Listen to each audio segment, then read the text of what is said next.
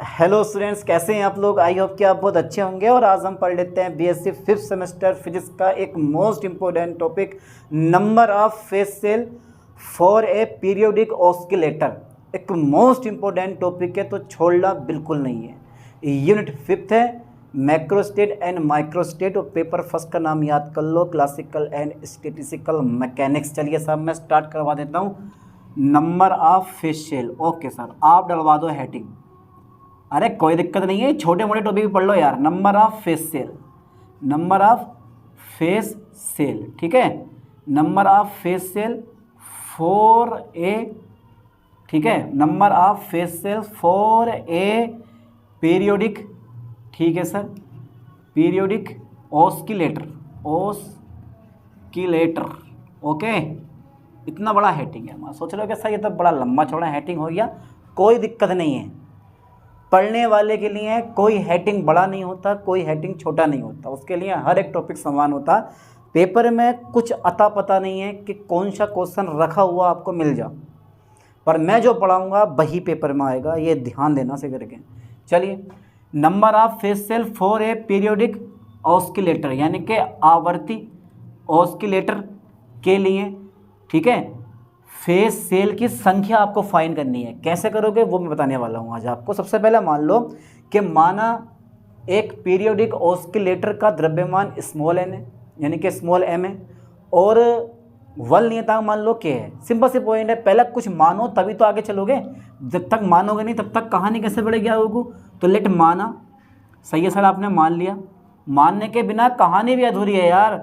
माना एक periodic oscillator का, ठीक है सर, पीरियोडिक, माना एक पीरियोडिक ऑस्किलेटर का, ओके सर, एक पीरियोडिक ऑस्किलेटर का, हाँ सर, एक पीरियोडिक ऑस्किलेटर का द्रव्यमान कितना मान लूँ मैं, द्रव्यमान स्मॉल एम मान लेता हूँ, तथा बल नियतांक में कितना मान लूँ भाई। किसी को पता है कि सर बल नियतांक आप ये मान लो। अरे यार, बल नियतांक मैं मान लूँगा के है, ओके सर। माना एक पीरियोडिक ऑस्किलेटर का द्रव्यमान स्मॉल एम है तथा बल नियतांक मैंने कितना मान रखा, के मान रखा है, ओके। घबरा तो नहीं रहे हो, इजी टॉपिक है, इतना डिफिकल्ट टॉपिक नहीं है यार। तो माना एक पीरियोडिक ऑस्किलेटर का द्रव्यमान स्मॉल एम है तथा बल नियतांक के है, तो टोटल एनर्जी मैं फाइंड कर सकता हूँ इस एक फॉर्मूले से। जो मैंने कल पढ़ाया है वही सेम टू सेम मैं अपनाने वाला हूँ। यहाँ भी आप पी स्क्वायर लिख सकते हो या पी एक्स स्क्वायर लिख सकते हो, कोई दिक्कत नहीं है। यहाँ मेरे पास 2m रहेगा और हाफ, ठीक है, m omega square and x square, ठीक है। चलिए, इस ई को उठा के आप इसके भाग में भी ले जाओ और आप इसके भाग में भी ले जाओ, तो कुल मिला के बात ये है कि बस यही है।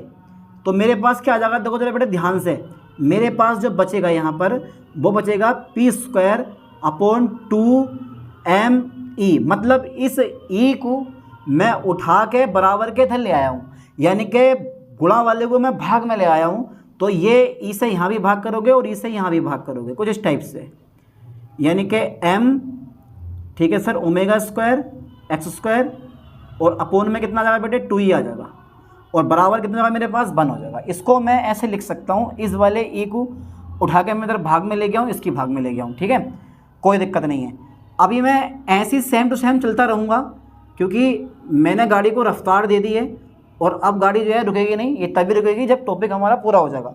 चलिए, इस एम ओमेगा स्क्वायर को उठा के इसके अपोन में लेके आओ। अरे मैथमेटिक्स के आप बादशाह हो, और भैया जिनके पास मैथमेटिक्स नहीं है वो भी बादशाह हैं। एम ओमेगा स्क्वायर बराबर कितना हो गया मेरे पास, 1 हो गया, ओके डन, पक्का सोच लो एक बार। चलिए, व्हाट आप जानते हो कि जो वल नियतांक होता है ना, वो ओमेगा पे भी डिपेंड करता है, इस टाइप से। क्योंकि आपको पता है कि ओमेगा स्क्वायर बराबर कितना होता है, के अपॉन एम होता है। अब ये भाग वाला अगर गुणा में आ जाएगा तो हमारे पास जो के है वो एम ओमेगा स्क्वायर के बराबर आ जाएगा। अच्छा ठीक है, इस एम ओमेगा स्क्वायर को सर आप के रखने वाले हो, आपके कहने का मतलब ये है, हाँ तो रख देंगे। कहने का मतलब क्या है, सीधे सीधे साफ साफ दिखाई दे रहा है, एम ओमेगा स्क्वायर की जगह के का मान लगा दो। तो यार इसमें घबराने वाली क्या बात है भाई। जो चीज़ आपको डिफ़िकल्ट लगे उसी को करो, बोला यही है, इसे करेंगे। प्लस के एक्स स्क्वायर, ठीक है, अपोन के 2e अपॉन, तो मैं इसकी जगह m ओमेगा स्क्वायर की जगह मैं k लगा सकता हूँ। k क्या है मेरे पास, 1 नियतांक है, इक्वल टू मेरे पास कितना हो जाएगा, 1 हो जाएगा। ठीक है सर, आपने इतना लिख दिया, बड़ी मेहरबानी हुई आपकी, आपने पढ़ा दिया इतना। अरे आपका हो तो मैं पता ना क्या क्या पढ़ा दूँ भैया, पर मैं आपके सिलेबस के अकॉर्डिंग पढ़ा रहा हूँ और इसी यूनिट को यही ख़त्म करेंगे आज, क्योंकि इतने मोस्टली इंपॉर्टेंट टॉपिक नहीं है, लेकिन फिर भी मैंने 3 टॉपिक पढ़ा दिए इस यूनिट के। चलिए आप क्या करना, और अगर लग रहा है आपको कि सर ये वाला टॉपिक मोस्टली इंपॉर्टेंट है इस यूनिट का, तो आप मुझे कमेंट कर देना, मैं उस टॉपिक पे वीडियो बना के ज़रूर भेजूंगा। पर कमेंट करते नहीं हो आप लोग, वीडियो देख कर छोड़ देते हो ऐसी।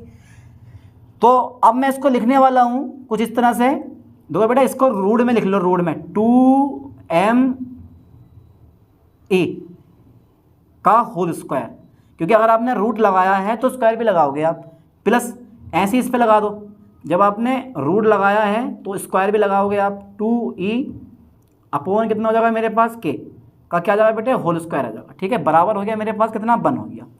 ओके, अब ये जो इक्वेशन है वो एलिप्स के इक्वेशन के समान है, आप कंपेयर कर सकते हो, x square upon a square plus y square upon b square और इक्वल टू 1।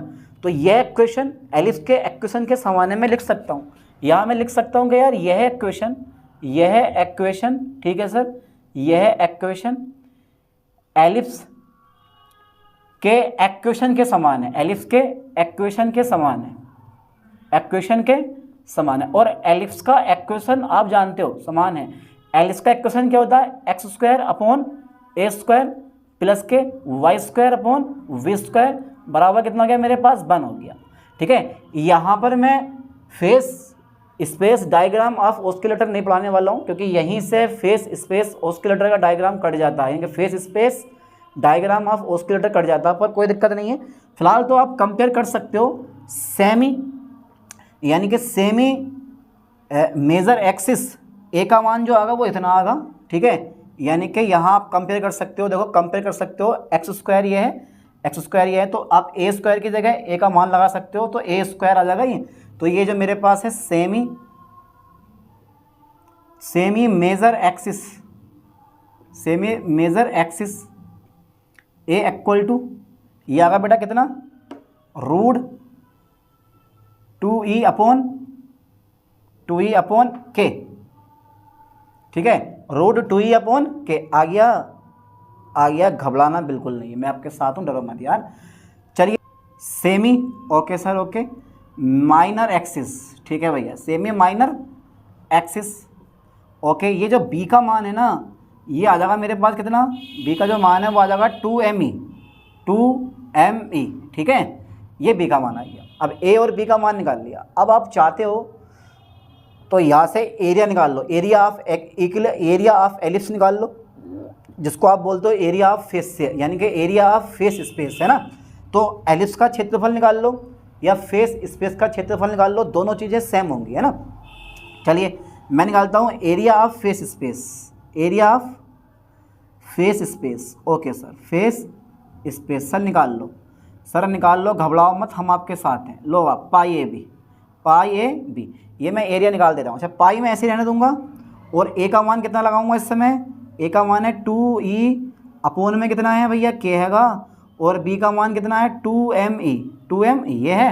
अब क्या करना पड़ेगा, इधर भी 2e है, इधर भी 2e है, तो 2e का हो जाएगा 2e का होल स्क्वायर से रूट खत्म हो जाएगा। अब हमारे पास क्या बचेगा, ये 2 बाहर आ जाएगा, और e भी हमारा क्या जाएगा, बाहर आ जाएगा। अंदर जो बचेगा वो बचेगा ये बचेगा अंदर, ये m अपॉन के रह जाएगा अंदर हमारा। ठीक है, ये हमारा एरिया आ गया, m अपॉन के आ जाएगा, है ना।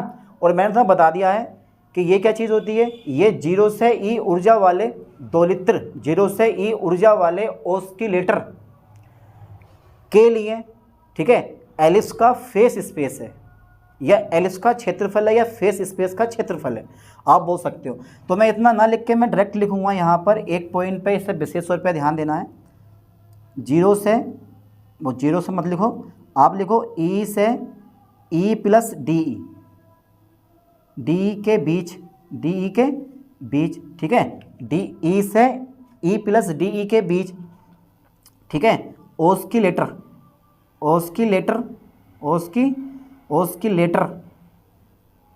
ठीक है, का क्षेत्रफल जो है वो कितना हो जाएगा बेटे हमारे का क्षेत्रफल। आप चाह रहे हो तो यहाँ पे डेल्टा का यूज़ कर सकते हो, वरना रहने दो। ए बराबर 2πe और रूट कितना है मेरे पास m/k है, m/k होगा। आप चाह रहे हो तो यहाँ पे डेल्टा का यूज़ कर लेना, ठीक है। इधर भी डेल्टा आ जाएगा तो सब में, इधर भी मेरे पास ई में भी डेल्टा ई आ जाएगा, है ना। चलिए ज़्यादा हमें करने की ज़रूरत है नहीं, इतनी रहने दो, इतनी रहने दो, ठीक है। चलिए आगे देखते हैं। इसका यहाँ तक का स्क्रीनशॉट ले लो पहले, आप ले लें screenshot. Okay okay okay okay okay okay okay okay okay okay okay okay. चलिए एक पॉइंट में तुम्हें और बता दूं, एक पॉइंट में और बता दूं आपको, तो भैया ठीक है। चलिए अब आगे देखते हैं, अब आगे देखते हैं, देख लें आगे, पक्का सोच लो, सोच लिया होगा है। चलिए अब एक काम और करना है बेटा आपको, अब एक काम ये करना है, तो अब यहाँ पे जो हमें के का मान दे रखा है ना, वो के का मान पुट कर दो, के का मान पुट कर दो इस एरिया में। चलिए इस एरिया में मैं के का मान लगा दूंगा। के का मान कितना है जल्दी बताओ फास्टली, मुझे नहीं पता, आप खुद बताओ के का मान कितना है। के का मान दे रखा है मुझे, के का मान है m⍵²। तो एक m से एक m कट जाएगा और 1/ω² का जो रूट वर्गमूल निकालोगे, यानी कि स्क्वायर से रूट खत्म हो जाएगा, तो ये एरिया जो है वो आ जाएगा 2πe अपॉन कितना आ जाएगा मेरे पास, खाली ओमेगा आ जाएगा, आ जाएगा।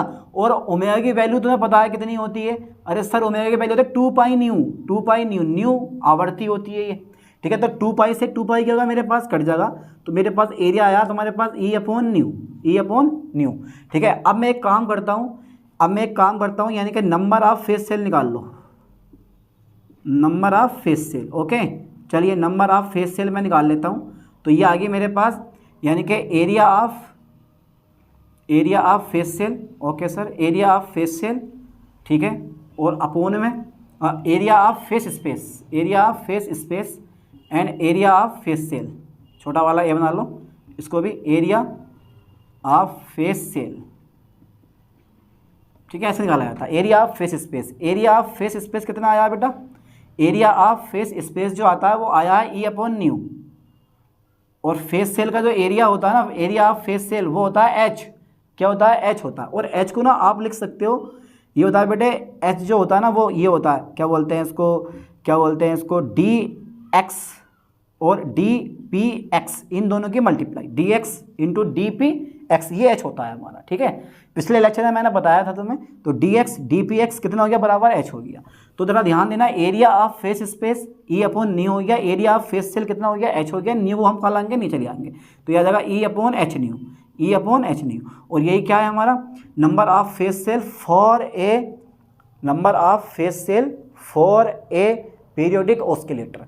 कितना इजी टॉपिक है, आराम से कवर करना, बिल्कुल पीछे वाला और ये वाला दोनों के सेम सेम, इसलिए करवा दिया मैंने, ताकि जो है आपका दिमाग ना भटके, ठीक है। पेपर में मान लो ये आ गया, पेपर में ये आ गया और करके कुछ और आ रहे हो कि यार क्वेश्चन कुछ और है, यार ये क्वेश्चन हो सकता है, ये हो सकता है, इसलिए मैंने इसको करवा दिया। तो सेम टू सेम दोनों क्वेश्चन सेम है, ठीक है, पर क्वेश्चन पूछने का तरीका अलग होगा, आंसर दोनों के सेम होंगे, ठीक है।